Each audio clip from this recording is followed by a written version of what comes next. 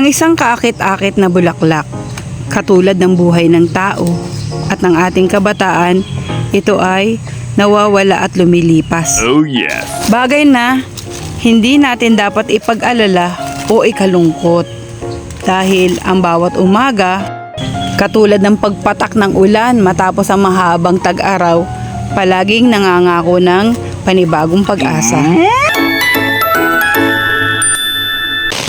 Pero ang buhay, hindi natin pwedeng hinihintay lang o sinasabayan. Dapat may ginagawa tayo para tayo ay sumaya at mabuhay. Katulad ng pagpumatak ang ulan, maaari kang magtanim ng bukas makalawa, sisibol, magiging gulay na ating mapapakinabangan. Kung habang umuulan, nakaupo ka lang at nanonood ng paghuhos niya dyan sa kalawakan, baka malungkot na alaala pa nang nakalipas ang maisip mo naman, di paano ka na yan? Okay, ngayon naman, ang gawin natin ay samahan nyo na nga lang akong maghanap ng itatanim namang dragon fruit. Sinama ko na nga si Bunso para may kasegue ako habang naglalakad. Natatanong nyo ba guys kung senior na ako? Hindi pa po, pero gusto kong magpasaya ng mga retirable person at saka ng mga senior citizen. Kaya naman, ako'y nagfa-farm at nag-garden. Tapos, ito ang gusto kong inyong laging mga papanoorin. Dito nga po sa way na ito, maraming mga dragon fruits at itong nalagpasan ko. Ang daming mga bunga, kaya lang digkit-digkit. So, hindi ko naman siya pwedeng pakialaman. Kaya ang ginawa ko na lang, sabi ko sa may-ari, pahingi naman ako. Pero sabi nitong may-ari na ito, yung dragon fruit ay napakatangkad, kaya mas mataas ako sa kanya. Ako na lang daw yung kumuha at super kuha naman ako nito dahil talagang magtatanim ako nito.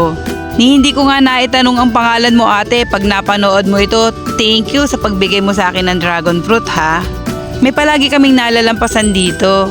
Etong bakod na to, may tanim din silang dragon fruit na lagpas-lagpas na sa kanilang bakod yung mga suloy ng dragon fruit nila. Sabi ko kay Bunso, tayo nga kumuha ng isa. Siguro naman hindi magagalit yung may-ari. Yun po, kumuha na nga po ng walang paalam.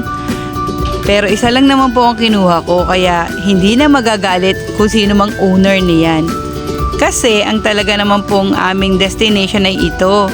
Meron po kasi ditong pinabayaang dragon fruit na malapit lang po sa bahay ng inay ko. Kaya dito kami kumuha ng mga dragon fruit na gagawin kong pangtanim doon sa aking farm at sa garden na inaasikaso ko.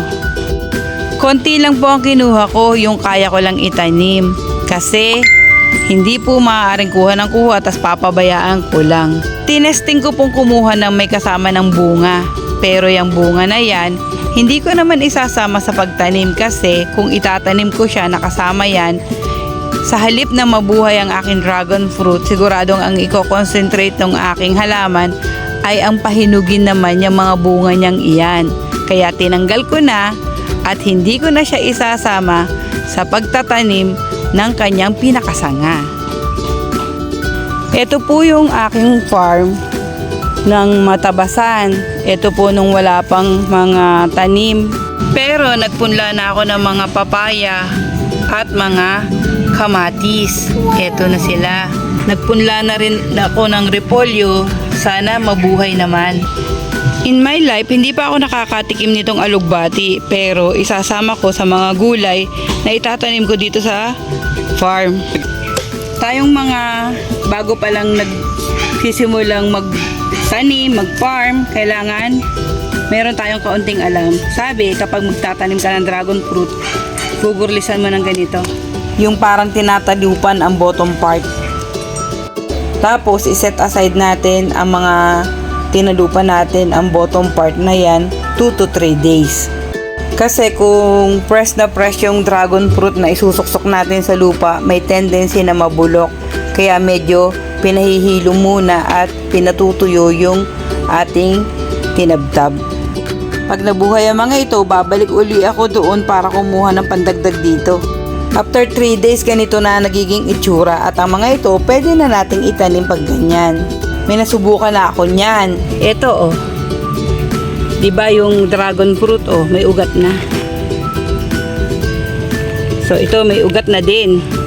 Ibig sabihin, mula doon magkakaugat at ito na yung ating plant. Tatanim ko na ang mga yan. Marami na akong itinanim na papaya. Yung iba, ganito kaliliit pa lang tinanim ko na. Kasi nagsilipas na nga yung mga dating nakatanim dito. Mayroon pa namang bunga pero iilan na at saka ang tataas na. Sa last video ko nga po, ipinakita ko sa inyong ito, pinutol na ito. Diba may bulaklak na, bubunga na rin siya. Kaya iniingatan ko pa rin kahit naputol na. Etong isang papaya dito na kami rin ang nagpaliko niyan. Wala nang bunga yung isang dulo pero itong dulo niyang isa, yung sumuloy, may mga buko na siya. Kaya today, etong isang sanga niya, puputulin ko na. Ayan, inalis ko na. Kasi para ang concentration ng halaman hindi na dalawang sanga. Kung hindi, yan na lang para magkameron siya ng magandang bunga. Yung lalaking papayang patuloy at paulit-ulit kong pinuputol, this time hindi ko na siya puputulin. Kasi yung pagiging lalaki niya may maitutulong sa mga babagong sisibol na mga papaya. Dahil maliliit pa ang mga tanim ko, hindi pa nakikita. Pero bukas makalawa makikita nyo ang ganda na nitong farm na ito. Yung mga ampalayang nauna ko nang itinanim, gumagapang na dito sa aking munting balag at meron ng bunga. Eto oh, dalawa na sila. Masayang pagmasdan ang mga halaman kapag nakikita mong malulusog at nabubuhay. Punan nyo ba parang kulang ang ampalaya? Dadagdagan natin ang mga yan. Malamang mga kaibigan, sa susunod na video po, nakatayo na at nagawa ko na itong aking garden box at meron na itong mga tanim.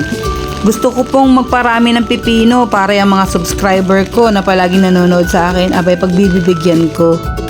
Kung susumahin, napakaikli lang ng buhay.